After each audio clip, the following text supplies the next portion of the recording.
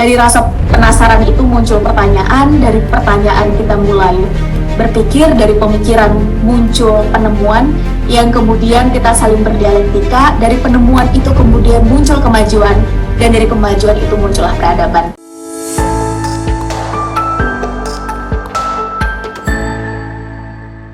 Question and answer session sengaja ada tambahan satu sesi buat kita karena di 11 sesi sebelumnya sepertinya ada begitu banyak pertanyaan yang karena keterbatasan waktu akhirnya kita harus menunda, dan senang sekali malam ini kita bukan hanya di batch kita saja tapi juga dari batch pertama, batch kedua sampai batch yang saat ini hampir selesai. Hari Kamis insya Allah kita akan masuk ke sesi terakhir, kita akan berdiskusi. Dan teman-teman, menariknya adalah ketika satu komunitas itu ternyata berharga ketika memiliki 3 hal. Yang pertama adalah networking dan jejaring, maka rasa-rasanya sayang sekali ketika malam ini kita lewatkan begitu saja tanpa tahu nih teman-teman yang hadir di sini adalah dari stage berapa, ada yang latar belakang seperti apa, yang habis ini kita akan coba untuk kulik-kulik sebentar. Yang kedua adalah yang berharga dari satu komunitas itu adalah memantik cara kita berpikir, dan yang ketiga adalah tentang dialektika dan diskusi, karena dari sini kita akan berani untuk bertanya dan mempertanyakan. Kenapa ini menjadi penting? Karena awal mula peradaban itu kata orang bijak adalah dari rasa penasaran. Dari rasa penasaran itu muncul pertanyaan, dari pertanyaan kita mulai berpikir, dari pemikiran muncul penemuan, yang kemudian kita saling berdialektika, dari penemuan itu kemudian muncul kemajuan, dan dari kemajuan itu muncullah peradaban. Yang dalam kelas-kelas sebelumnya, baik di stage pertama maupun stage kedua ini, kita sama-sama melihat betapa 14 abad yang lalu bahkan lebih, sebetulnya apa yang terjadi sekarang secara prinsipil itu adalah sejarah yang berulang, dan bagaimana masa depan pada akhirnya dibentuk dari pilihan tindakan, pilihan mindset, dan pilihan-pilihan karya kita anak muda di zaman sekarang.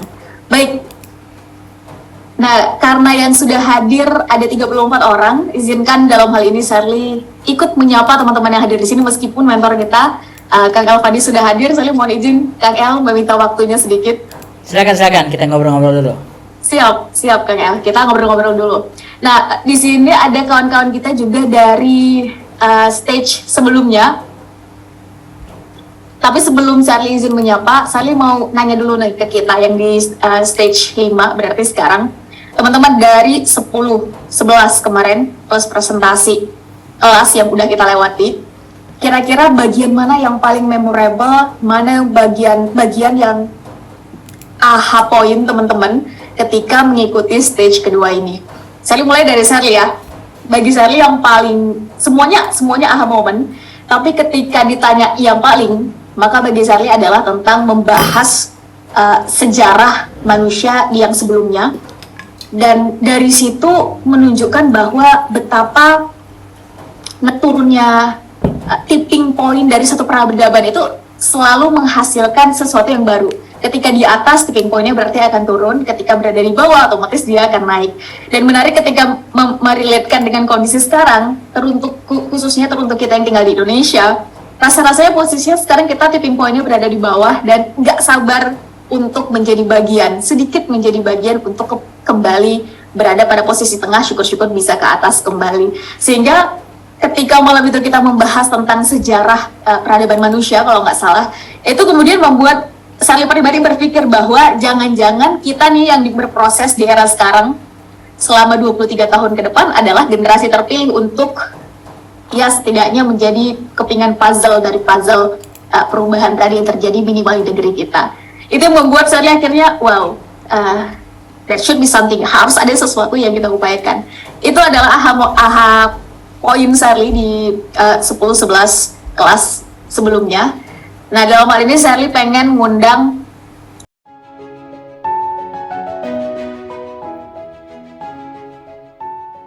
Pak Surya nih, udah hadir juga. Pak Surya dari kelas yang udah kita lewati, bagian mana yang paling membekas di pikiran Pak Surya? Aduh, saya duluan nih ya. Ini mohon maaf kalau agak rame di sini, lagi di Gambir. mau ke Surabaya dari Jakarta. Oke, apa ya? Jadi terus terang kalau yang paling berkesan sih pada sesi di mana waktu saya bertanya masih belum terjawab itu loh. Oke, kalau gitu kita tuntaskan malam ini Pak Surya. Itu harus dituntaskan. Tapi memang pembahasannya saat itu, yang waktu sesi itu mind blowing buat saya. Membuka pandangan pikiran, malah jadi lebih kebayang sebenarnya nature-nya kita as a human, manusia, dan peran-peran dan potensi kita yang bisa kita hadirkan di dunia ini seperti apa. Kira-kira itu yang kepikiran. Tapi ujungnya akan seperti apa, belum kebayang. Saya sedang membiarkan imajinasi saya berpikir liar dulu. Dan justru dari sesi itu sedang terpikir beberapa ide untuk peran-peran baru di masa depan. Gitu, untuk saat ini. Thank you. Terima kasih Pak Surya. Sepertinya kita berada pada frekuensi yang sama Pak Surya. Itu di momen dimana Pak Surya ngasih pertanyaan yang itu belum terjawab, yang semoga malam ini kita bisa membahas itu dengan tuntas karena waktu diskusinya lebih panjang. Jadi izin satu lagi Kang El, kita mengejar ke stage 2 batch sebelumnya. Di sini sebetulnya ada beberapa, tapi saya izin membuka dulu teman-teman dari kakak-kakak, abang-abang, mas, mbak, akang, teteh yang dari batch sebelumnya, stage kedua. Boleh dong sharing setelah menyelesaikan 12 kelas, kira-kira gimana ketika menarik itu ke realitas kehidupan dan apa yang dihadapi. Atau mungkin pengen sharing juga aha moment yang didapatkan ketika mengikuti stage 2 ini. Silakan.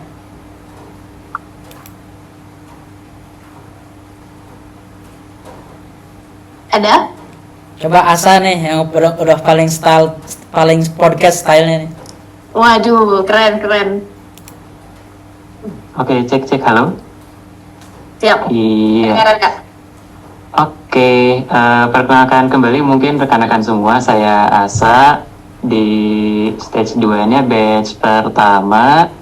Terus kalau yang paling berkesan yang terus saya bawa sampai sekarang ke teman-teman yang lain sih ketika kita mencoba untuk secara langsung ya menganalisa, kemudian memecah gitu puzzle-puzzle dalam Al-Quran, dalam hadis, memformulasikannya menjadi gagasan baru. Nah itu menurut saya paling menarik ya, karena ternyata mungkin kalau dulu ya, kalau kita nggak praktek, kita nggak pernah tahu bahwa kita bisa ternyata ya mencoba mentadaburi, kemudian menghasilkan sesuatu yang bagus, yang menarik gitu ya, insightful. Tapi ketika dicoba ternyata bisa gitu ya, bahkan insight dari teman-teman EC batch pertama kemarin bagus-bagus ya. Saya masih suka pakai tuh insight-insight di sana ketika dulu Adit dan tim ngebahas soal sains dan Islam, kemudian ada yang ngebahas soal olahraga dan Islam dan semacamnya. Nah itu masih saya bawa tuh dalam berbagai macam forum buat nyontohin kalau kita bisa gitu ya berijtihad, membuat sesuatu yang fungsional dan membumi gitu ya bentuk-bentuk gerakannya kayak gitu mungkin. Terima kasih sebelumnya Mas Asa. Baik, ini sepertinya oke, saya izin satu lagi ya Kang El ya. Ini karena kita sudah mendengar 2, satu lagi kita izin mengejar dari perwakilan perempuan dong teman-teman. Gimana nih teman-teman yang akhwat, yang perempuan, aha momen apa yang teman-teman dapatkan atau mungkin sudah dipraktekkan, boleh dari batch yang sebelumnya, boleh dari batch yang kelima sekarang. Bagian mana yang paling membekas, yang paling diingat, yang paling menjadi aha poin dari kelas yang sudah kita lewati? Kurang lebih 10-11 kelas, nanti di hari Kamis malam kita akan masuk ke kelas yang terakhir. Silakan. Ada?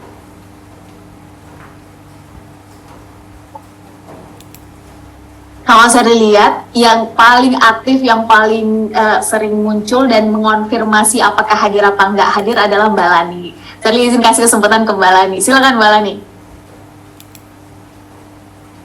Bagian mana nih? Ada? Ada. Silakan. Loh, ini mohon maaf, virtual background-nya masih belum saya rubah. Saya sedang ada di tempat saya berkiprah, tempat saya menunaikan tugas. mohon maaf nih sampai beberapa kali juga saya undur-undur itu. Mudah-mudahan nanti Kamis saya bisa jadi MC ya. Apa yang saya alami ya, apa yang saya rasakan selama saya mendapat banyak insight dari Kang El itu di sesi 9 mengenai human exploration, the man of unknown. Nah itu benar-benar apa ya, menampar saya gitu. Jadi kita lebih tahu apa sebenarnya tugas kita sebenarnya yang kita ada di dunia ini gitu ya. Bagaimana kita memahami diri kita sebagai tubuh yang seharusnya berzikir setiap saat. Bagaimana cara kita menjaga diri kita sebagai bukti bahwa kita ini selalu mengagungkan pencipta kita gitu. Dan apa yang bisa kita lakukan gitu untuk bisa mensyukurinya gitu.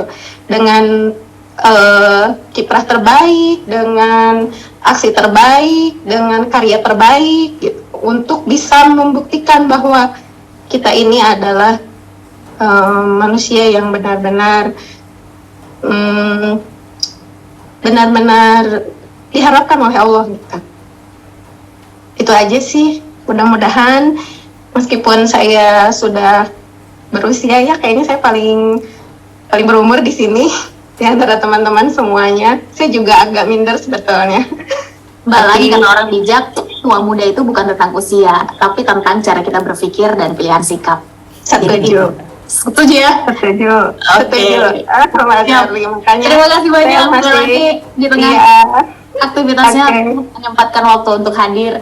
Saya kayaknya bakal mengakuisisi sekitar 2 menit lagi. Kang El mohon izin. Saya mau kejar dulu ke Kang Coki. Ini sudah hadir nih bersama Mbak Lulu. Assalamualaikum Kang Coki. Gimana kabarnya? Waalaikumsalam. Ini belum siap-siap baru beres. Anda ini ya Bu Shelly bertembak-tembak saja ini. Gimana kabarnya Kang? Ini maaf ini Iwan Ahmad kok bareng ini anak Ece Iwan Ahmad bareng satu akun. Aduh, bahaya nih. Ntar saya cek dulu ya. Saya layak tampil gak ya wajahnya gitu. Insyaallah. Oke. Sama pertanyaannya Kang. Bagian mana yang paling berkesan atau yang ketika sudah selesai stage kedua ternyata itu sangat sangat bisa dan sangat relate, bahkan sudah diimplementasikan mungkin. Silakan Kang Coki. Ya Allah. Ibu Shelly ini saya juga baru masuk ya, tiba-tiba sama seperti sebelumnya, yang mana ya gitu. Ya jadi harus siap dong. yang menarik sebetulnya gini teman-teman semua. Sebelumnya saya menyapa teman-teman dulu. Assalamualaikum warahmatullahi wabarakatuh. Selamat malam teman-teman EC Stage 2. Alhamdulillah bisa bersilaturahmi. Ya mungkin dari dari beberapa Recording in progress. salah satu yang paling menarik kalau buat saya sendiri adalah ketika Kang El tuh menjelaskan tentang sains dan tauhid gitu.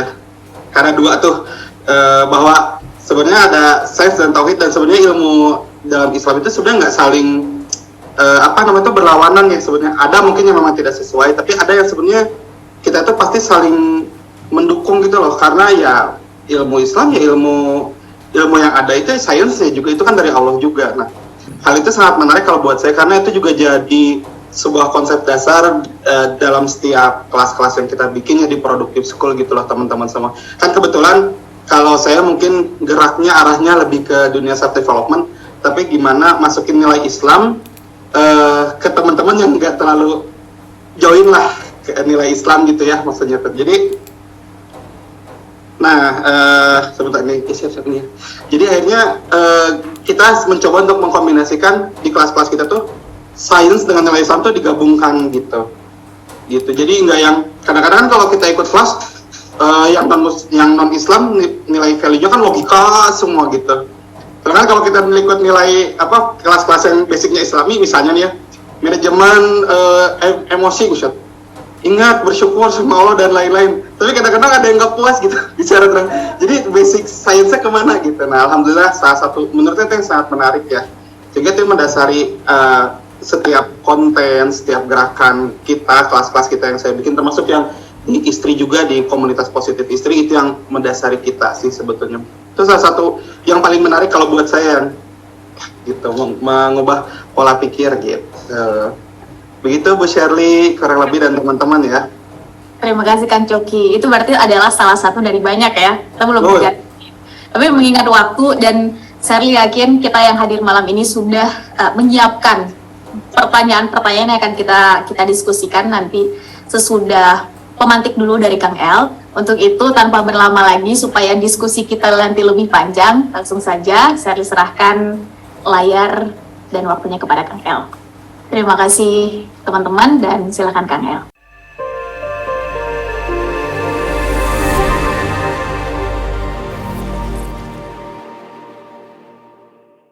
Bismillahirrahmanirrahim. Allahumma fahna qulubana walhimna rusydana wahdina ila siratikal mustaqim. Wahaikum jami'an bi tahiyatil Islam al khalidah. Assalamualaikum warahmatullahi wabarakatuh. Waalaikumsalam. Alhamdulillahirabbil wassalatu wassalamu ala asyrafil anbiya'i wal mursalin wa ala alihi wa ashabihi ajmain amma ba'd. Alhamdulillahirabbil sahabat-sahabat Electrical Stage 2 semuanya, welcome, ahlan wa sahlan. Terima kasih sudah hadir semuanya dari angkatan pertama sampai angkatan terakhir yang kelima. Dan juga terkhusus kawan-kawan yang sudah datang dari batch 5 ya. Terima kasih karena kawan-kawan yang mengizinkan ya, yuk kita gabung aja dengan batch-batch sebelumnya. Terima kasih atas kehadirannya, juga terima kasih Shirley yang sudah membuka acara dengan sangat dynamic sehingga kawan-kawan semuanya kena todongan semua. Senang sekali alhamdulillah saya melihat saudara-saudara ini seperti keluarga ya. Kebayang nggak kalau kita reunian kumpul langsung ya? Di Bandung atau di Jakarta kita ketemuan, dan saya tidak nyadar bahwa kita ini sudah 4 tahun, terutama yang 6 batch pertama, batch 1 sampai batch 6 itu semuanya 2019. Yang awalnya di kafe kita sampai batch ke-7 ketika masuk bulan Februari Maret barulah stop ada pandemi sehingga online. Jadi batch ke-8 sampai batch ke-23 saya udah nggak ketemu, kecuali kawan-kawan yang di Bandung. Sedangkan yang batch pertama sampai batch ke-7 biasanya kita ketemu kan setiap pekan di kafe. Mudah-mudahan kawan-kawan, saya berharap bisa ketemu langsung dengan seluruh Elite Circle. Kita bikin acara gathering besar, bahkan rencananya insya Allah tahun depan kita akan bikin beberapa event ya. Event baik itu Elite Circle gathering, komunitas-komunitas tambahannya, ataupun ada ruang-ruang diskusi yang lebih intens ke depan insya Allah. Nah sahabat-sahabat semua, alhamdulillah senang sekali ketika bertemu dengan sobat-sobat ini, ada wajah-wajah lama yang muncul lagi nih. Wajah Asa nih baru muncul lagi, seorang jadi podcaster sekarang. Fahris, jadi sehat Fahris ya. Ada mana lagi? Baleli, Usman, Hilman, luar biasa, senang. Ini kayak reunian betul. Kayak reunian. Momen-momen ketemu lagi dengan orang-orang yang satu ritme. Oh, ada Rahmi ini, Rahmi Putri Dion, Mr. Jos, Yusran ini member paling langganan. Seluruh Elite Circle diikuti seluruhnya dan semua kajian diikuti. Bahkan batch 1 stage 1-nya 2 kali dan stage 2-nya 2 kali. Tinggal nunggu stage 3-nya belum ada insya Allah. Juga Coki, ada Tito, ada Rezki, ada Khairina, Reza. Reza ini kawan SMA saya dulu, satu SMA dulu. Sekarang alhamdulillah bertemu lagi di sini. Anyway, saya sangat bahagia bertemu dengan sahabat-sahabat semua. Sambil saya menatap dari tadi pagi buku ini. Ada satu buku yang bagus judulnya 1001 Invention. 1001 penemuan. Di sini saya lihat tokoh-tokoh agung semua kawan-kawan. Tokoh-tokoh agung ada Al-Jazari, ada Ibnu Haytham, Ibnu Sina, Al-Batani. Ini tokoh-tokoh agung yang dimuat dalam serial National Geographic. 1001 penemuan.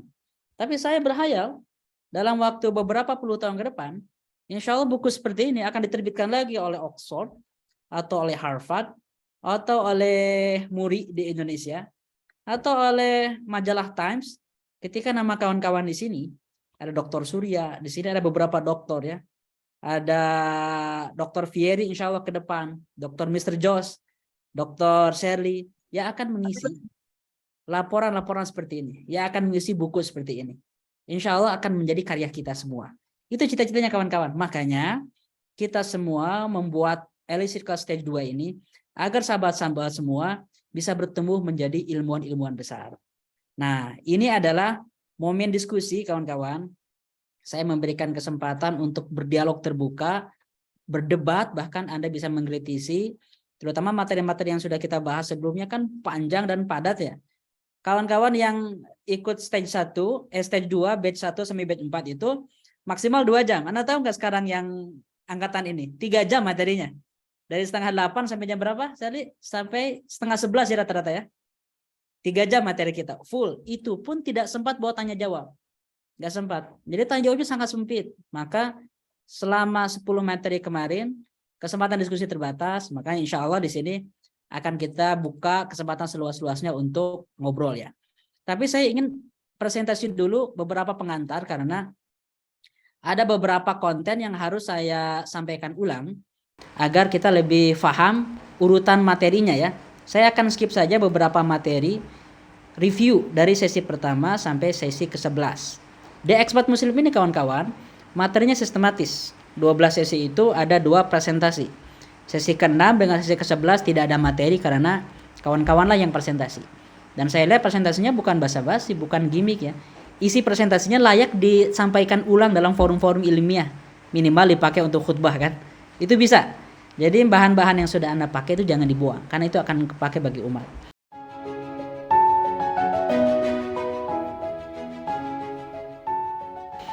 Sahabat-sahabat, tujuan utama dari Elite Circle Stage 2 ini ada 2 tujuan utamanya. Pertama, saya ingin agar kawan-kawan nanti ke depan yang akan mengisi buku ini.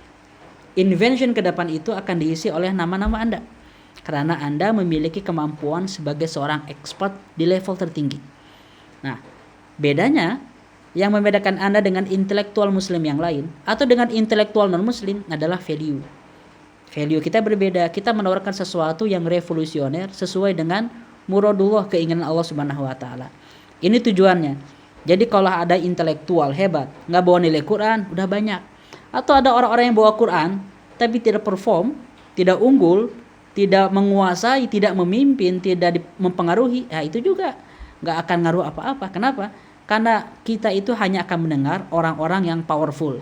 Tidak punya power, udah di pinggiran peradaban, di pinggiran kehidupan. Orang soleh tapi tidak berdampak. Kita ingin dua-duanya. Inilah tujuan dari Elite Circle Stage 2. Yang nanti kawan-kawan, hasil dari 12 sesi ini, kawan-kawan akan memiliki visi kontribusi di bidang kepakaran. Jadi lupakan ya pandangan-pandangan yang mendikotomikan antara ilmu syariah dengan ilmu non syariah, ilmu dunia, ilmu akhirat, semuanya sama. Semua ilmu sama sehingga Anda bisa berdakwah berkontribusi di bidang manapun. Dan juga Anda tahu cara menjadi pakar di bidang Anda. Karena di beberapa sesinya saya memberikan beberapa tools yang saya kira kalau diterapkan itu akan men-leverage kemampuan akademis kita, kemampuan intelektual kita. Yang ketiga, kawan-kawan memiliki tools bagaimana membedah Quran dan Sunnah dengan sistematis. Walaupun kita bukan ahli tafsir, bukan ahli qiraat, bukan ahli hadis, tapi Quran itu bukan buat ulama. Quran itu untuk seluruh umat manusia. Umat Islam kalau menggunakan akal sehatnya, memahami metodologinya, memahami perangkat-perangkat yang tepat, akan bisa paham Quran. Minimal mentadaburi. Kalaupun bukan menafsirkan. Kalau Anda sudah bisa memahami Al-Quran dengan mendalam, Al-Quran ini tujuannya sebagai petunjuk. Nah, Anda ekstrak dan membawa fondasi Quran ini sebagai perangkat memahami kehidupan. Jadi tujuan dari Elite Circle Stage 2 sehingga kawan-kawan memiliki 4 aspek ini. Kalau Anda memiliki 4 aspek ini, kami berharap, kami bermimpi, kawan-kawan semua juga punya prestasi. Bikin karya. Di sini saya dengar ada 2 orang yang baru menyelesaikan doktoralnya di waktu yang hampir bersamaan ya, Dr. Aditya sama Dr. Surya. 2 dokter baru nih di Elite Circle. Alhamdulillah. Ini Dr. Aditya ini matematika ya antum ya? Adit matematika ITB. Dan di Elite Circle ini ada lebih dari 3 Aditya nih. Luar biasa. Di satu batch dan 3-3-nya pernah jadi MC bareng. MC 3 orang semuanya Aditya. Terus juga ada Dr. Surya. Nah, kawan-kawan, ini adalah prestasi. S3 itu nggak mudah itu. S3 nggak mudah. Saya juga belum S3, sedang berusaha. Jadi prestasi pertama Anda punya prestasi akademis, capaian-capaian profesional, ataupun Anda profesional di bidangnya secara finansial, maju, tinggi, punya jabatan. Di sini ada Pak Teguh. Pak Teguh ini senior di Bea Cukai di Tanjung Priok, Jakarta, punya jabatan tinggi. dan berpengaruh di sana. Doktor juga nih Pak Teguh ini, doktor manajemen Islam ya, dari kalau nggak salah Trisakti ya Pak Teguh ya. Kalau Trisakti luar biasa, doktor manajemen. Jadi kalau kita mempelajari bagaimana mengawinkan Quran dan sains, beliau sudah membuat disertasi tentang manajemen dalam perspektif Islam. Itu yang kita harapkan kawan-kawan. Kita doakan mudah-mudahan karya-karyanya makin banyak dan mengisi jurnal-jurnal internasional. Jadi karya, prestasi, mindset dan juga lebih tinggi lagi kawan-kawan. Nanti setelah sesi ke-12 saya akan sampaikan sesuatu yang akan saya tawarkan ke Anda semua. Kita sedang berusaha menawarkan new ideology, tawaran filosofi baru. Jadi ending dari stage 2, ada 200 lebih elite circle yang gabung ini, kita berusaha untuk menawarkan ideologi baru for humanity yang kita mulai dari Indonesia insya Allah. Itu ya tujuan dari elite circle ini.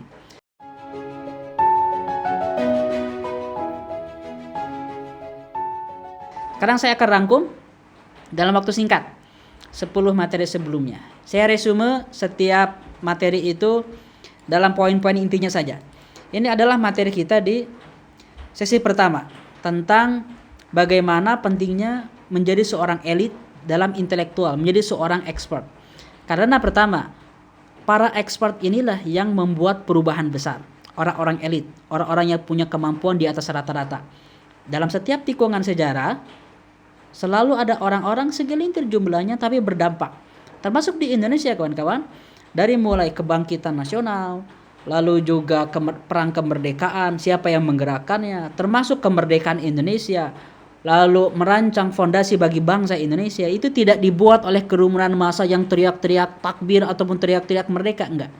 Itu dirancang oleh intelektual-intelektual. Mungkin mereka tidak mendapatkan gelar doktor, jarang ada tokoh bangsa kita yang doktor ya, zaman dulu pendidikan terbatas dan juga mereka kuliah di Belanda ataupun di sekolah-sekolah berbahasa Belanda aja udah rumit, harus belajar bahasa Belanda. Anda tahu bahasa Belanda kan?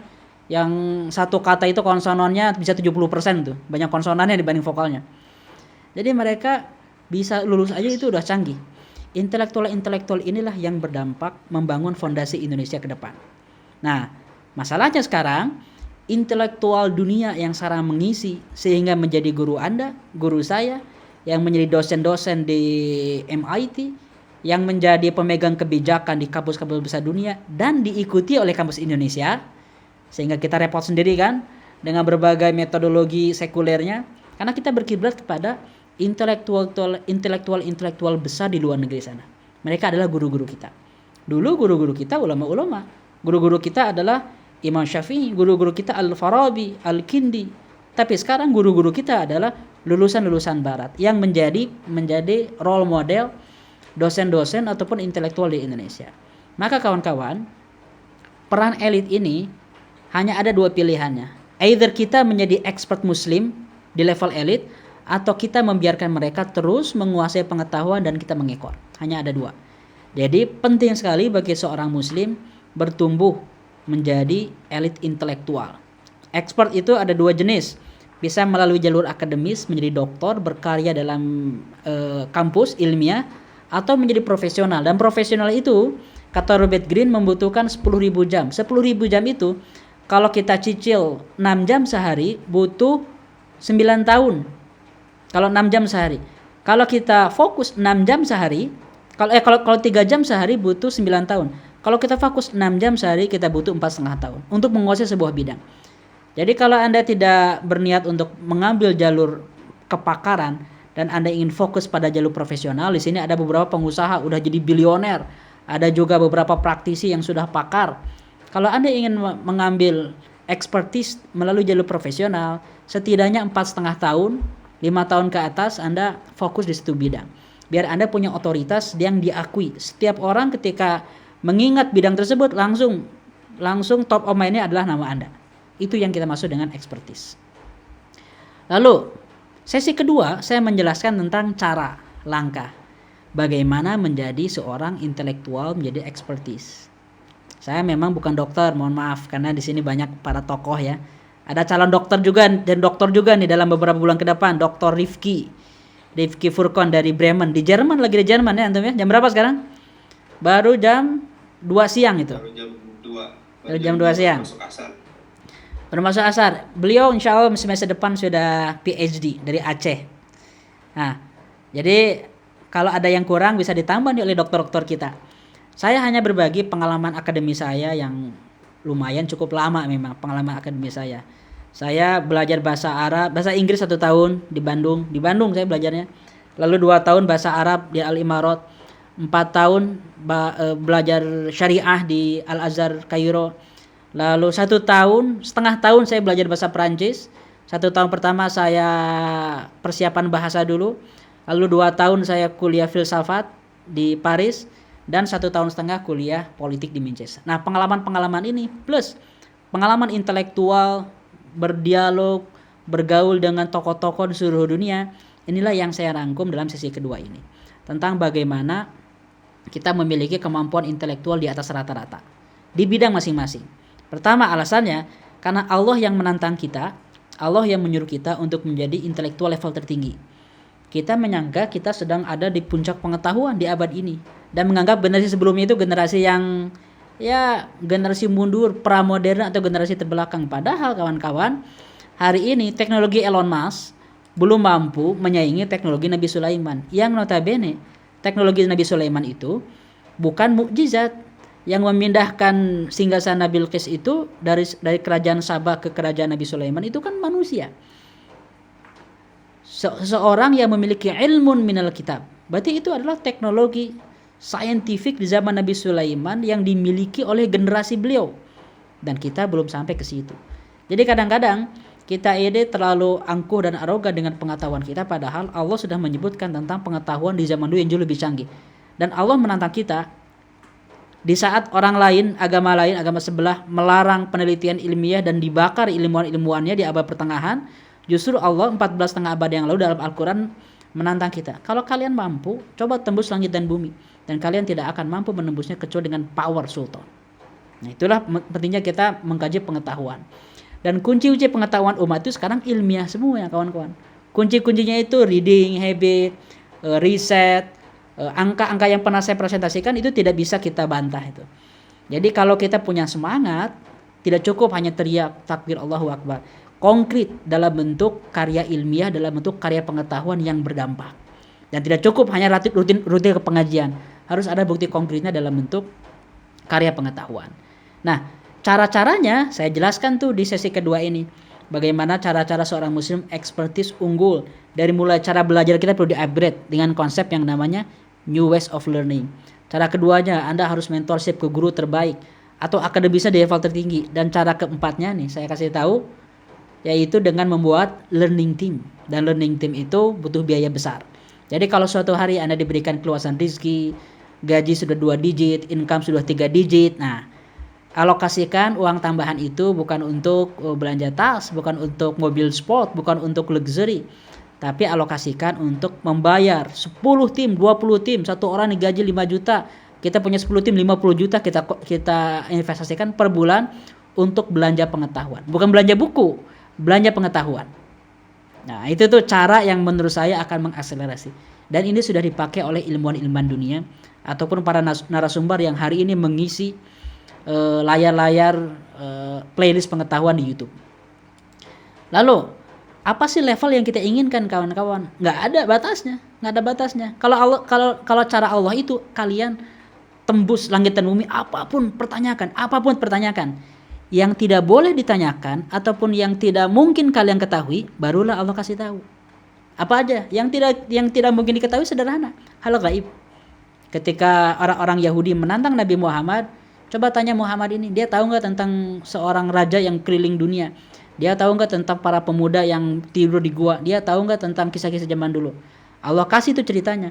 Tapi ketika orang Yahudi nantang Nabi Muhammad, coba Muhammad tahu nggak dia tentang ruh itu apa?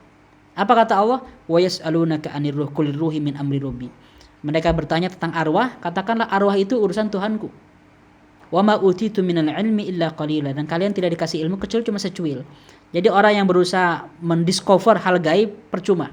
Lebih baik alokasikan seluruh energi kita pada penguasaan alam semesta. Jadi batasan adalah imajinasi kita sendiri. Dan level yang kita targetkan, indikator seorang expert itu, kalau Anda di level tertinggi bukan hanya PhD ya, tapi Anda terunggul di bidangnya sampai masuk ke ibaratnya ke gerbongnya masinis. Kalau Anda tidak di gerbong masinis, tidak bisa mengarahkan arah kereta api. Kita hanya demo, protes, hanya kesel di belakang, di gerbong kedua sampai gerbong ke-100. Tapi masinis dia yang memegang kendali. Ingin jadi masinis, Anda harus bukan daftar ke KAI, bukan. Ingin jadi masinis, Anda perlu jadi expert di bidangnya dan Anda unggul di depan para intelektual yang menjadi saingan-saingan video kita. Sesi ketiga, apa intinya? Sesi ketiga itu tentang tauhid. Nah, ini cukup panjang, tapi intinya kawan-kawan, konsekuensi dari akidah kita beriman tidak ada Tuhan selain Allah dan Muhammad utusan Allah. Kita tahu bahwa Allah pencipta, maka cara kita belajar harus berdasarkan filosofi tauhid. Hanya ada dua, tidak ada yang ketiga. Kalau kita tidak menggunakan tauhid sebagai fondasi pengetahuan, berarti kita sedang menggunakan fondasi non-tauhid. Dalam bahasa akidah namanya syirik. Cuman kalau kita pakai bahasa ini di publik ini terlalu ekstrim. Kamu kuliah di mana? Di kampus nih, itu disensornya. Oh, kampusnya yang pakai metodologi syirik ya? Kan nggak mungkin kita ngomong kayak gitu. Tapi pada faktanya, walaupun Anda senyum-senyum nih, kampus-kampus Anda ini metodologinya, yaitu metodologi yang non tauhid. Mau tidak mau itu. Kenapa? Karena Al-Quran, Islam tidak menjadi fondasi pengetahuan. Hal-hal yang di luar penalaran materi yang tidak bisa diindra oleh mata, telinga, penciuman, kulit, maka tidak bisa diterima. Itu yang namanya metodologi materialis. Jadi kalau kita bedah, akarnya, pengetahuan yang sekarang berkembang itu, walaupun dulu pernah ada pengetahuan tauhid yang berkembang di zaman ulama kita, tapi sekarang pengetahuan yang berkembang basisnya bukan tauhid. Ini perlu Anda pahami. Makanya di Elite Circle stage 2 ini dibangun ulang fondasinya. Anda ingin membangun pengetahuan, maka Anda percaya Allah yang menciptakan kita sebagai sumber pengetahuan. Dan Allah memberikan pengetahuan ini melalui dua bacaan yang disebut qiraatain. Membaca kitab suci dan membaca ciptaan Allah yang namanya ayat kauniyah. Ayat kauniyah itu Quran Sunnah, ayat kauniyah itu adalah alam semesta. Alam semesta inilah yang Anda pelajari melalui astronomi, biologi, geografi, psikologi, matematika, robotik. Itulah yang namanya ayat kauniyah. Maka dengan bagan sains dan tauhid ini, ayat qauliyah dengan ayat kauniyah mustahil kontradiktif. Ciptaan Allah dan kalamullah pasti sinkron. Nah, inilah yang kita pakai sebagai metodologi kita belajar. Kalau kita belajar sumbernya seperti ini, maka setidaknya kawan-kawan, walaupun manusia bisa aja cenderung ngaco, tapi setidaknya implementasi alias aksiologi dari pengetahuan kita lumayan terbimbing. Kenapa saya bilang lumayan? Karena tidak jaminan juga. Orang yang belajar Quran juga bisa aja jadi teroris, jadi ISIS, bisa aja. Orang belajar Islam karena salah kaprah mempelajari Islamnya.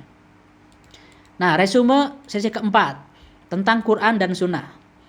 Poin utama dari memahami Quran ini adalah seperti tadi yang dibilang Asa tentang metodologi.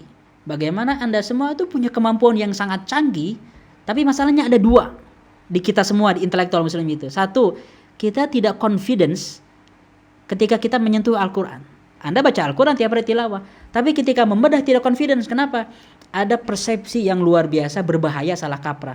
Untuk menyentuh Quran dalam tanda kutip ya, untuk menyentuh Quran, membedahnya, mengobrak-abriknya, mengklasifikasinya, itu harus kuliah syariah, lulusan Azhar, harus gelarnya lucu, LC, harus lulusan Saudi Arabia.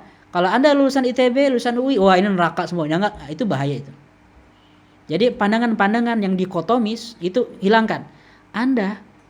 Kita adalah umat Islam yang ditunjuk oleh Allah Subhanahu wa taala sebagai pembaca Al-Qur'an. Kata para ulama, iqra'ul Qur'ana ka'annahu unzila ilaik. Bacalah Quran seakan-akan itu diturunkan untuk kamu.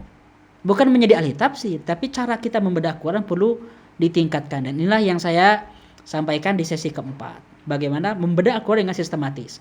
Dari mulai profilnya, metodologi membahasnya, mengklasifikasinya. Sama, di sesi kelima pun saya membahas tentang sunnah, agar kawan-kawan bisa membedah seluruh yang berhubungan dengan Rasulullah dari mulai perkataan, perbuatan, takrir, sifat, dan sirah dengan sistematis.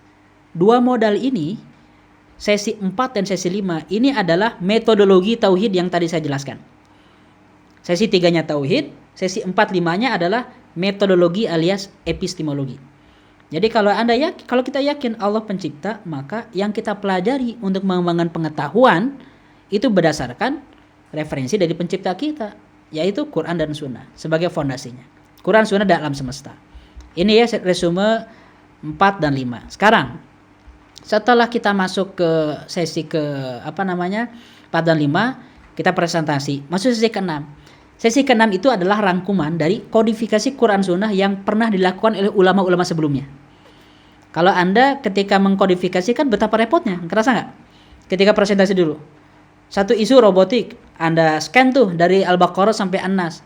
Fashion dalam Islam, Al-Baqarah sampai An-Nas. Lalu Anda ingin tahu lingkungan, kemarin baru presentasi grup lingkungan, bagus sekali. Tapi repot banget mengkodifikasi. Dokter nih, Dokter Ruby ini mengkodifikasi coba, repot banget. Apakah tidak ada orang-orang yang sudah mengkodifikasi? Alhamdulillah banyak. Nah, jangan sampai kita memulai dari nol, karena orang bijak itu adalah orang yang memulai dari berhentinya orang lain. Bagaimana orang berhenti? Istilahnya itu standing on the shoulder of giant. Kita berdiri di atas punggung raksasa. Jadi ulama-ulama sudah berkarya besar, nah kita meneruskan karya ulama mereka. Inilah yang saya bahas dalam teori sistem nilai Islam. Al-Manzumah Al-Qimiyah fi Islam. Teori sistem nilai. Sudah ada rangkuman-rangkuman dalam setiap bidang kehidupan berdasarkan Quran dan Sunnah. Apakah fix? Tidak fix juga. Ini perlu kita tambahkan lagi. Tapi minimal kita menambahkan, memperkaya, mengembangkan itu hasil dari pengembangan ulama sebelumnya. Jangan memulai dari nol. Karena itu namanya kita tidak belajar dari kearifan sejarah. Dan kita memulai dari titik yang barangkali sudah dicapai oleh ulama-ulama sebelumnya. Inilah teori dari sistem nilai Islam itu. Kita perlu memahami nilai Islam inti apa saja dan bagaimana dulu umat Islam mengimplementasikan ideologinya dan bagaimana umat Islam mengimplementasikan karya-karyanya. Irisan antara nilai Islam dengan karya umat Islam itulah yang kita pakai. Yang tidak beririsan walaupun ditulis karya umat Islam, buang. Sebaliknya, kalau karya orang lain beririsan dengan nilai Islam, walaupun karya orang non-muslim, walaupun karya orang ateis tapi beririsan dengan nilai Islam, itu kita pakai. Makanya kalau kata Muhammad Abduh, ada kalimat yang terkenal dari Muhammad Abduh, tapi tidak sepenuhnya benar. Cuman kalimat ini menggambarkan konsep yang Anda lihat. Beliau mengatakan ketika Muhammad Abduh itu dari Mesir, lalu dia kuliah ke Prancis, ke Paris, dan dia mengatakan Ra'aitul Islama bilal muslimin wa ra'aitul muslimina bilal Islam. Ketika saya di Prancis, dia bilang, saya melihat Islam, tapi tidak ada umat Islam di situ. Ketika saya pulang ke Timur Tengah, ke Mesir, saya melihat ada umat Islam, tapi tidak ada nilai Islam. Kenapa? Walaupun ini tidak sepenuhnya benar, karena dia melihat sebagian nilai Islam ini diimplementasikan oleh orang-orang Prancis, kebersihan, kedisiplinan, penghargaan, penghormatan, respect, sopan. Dan sebagian nilai-nilai itu justru tidak ada di kita. Ada umat Islamnya tapi tidak menerapkan. Nah, ini kira-kira konsep sistem nilai Islam. Itu setengah dari materi kita yang sudah saya sampaikan ke Anda semua. Kita akan buka dulu forum diskusi. Nanti setengahnya lagi akan saya sampaikan setelah sesi berikutnya. Terima kasih. Assalamualaikum warahmatullahi wabarakatuh. Sobat-sobat, terima kasih sudah menonton video ini. Saya masih ada ratusan konten edukatif tentang produktivitas, kepemimpinan, sejarah, pemikiran, dan peradaban Islam. Khusus untuk kalian. Jadi saya mohon doa dan support kalian. Silahkan like, subscribe, dan share. Kalau ingin dapat pembinaan intensif, juga ratusan PDF dan video materi saya, silahkan klik link berikut. Assalamualaikum.